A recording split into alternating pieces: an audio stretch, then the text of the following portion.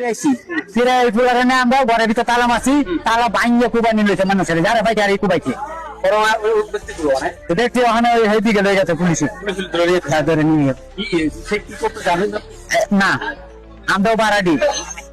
তারপরে গলার মধ্যে ছুরি দিয়ে আঘাত করছে, এখন মেবি মারা গেছে, অনেকে বলতেছে মারা গেছে। বাচ্চার বয়স হয়েছে ওদের মতো 4-5 বছর এরকম। নিজের আপন কাকা মারছে, বাস্তিরে মারছে, ভাইয়ের কোনো কাজ করে না, যে মারছে সে কোনো কাজ করে না। বাবা মা ছিল বাসায়, বাবা ছিল না, মাকেও মারছে, মাকেও আহত করছে। আমি না সেটা বলতে পারি,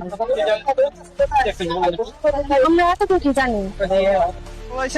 ওর বাইরে ওর ভাই বোনে ওর বাতিজিরে কুবাকুবি করতেছে, তারপরে আমার মায়ের লাঞ্চে আসতে বাসায় ওই যে শুয়ে রয়েছে, কুবাকুবি শব্দ শুনে বাইরে বাড়িয়েছে, বাইরে দেখ বলেছে কি হয়েছে।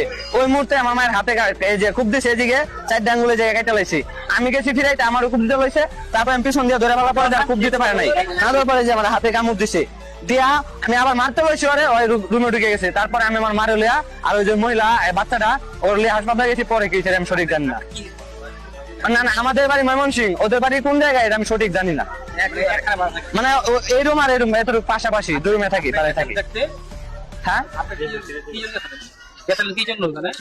আমি যাই নাই, আমার মায়ে গেছিল ওই জায়গায় দেখতে কি হয়েছে, মারামারি শব্দ শুনে মায়ে গেছিল।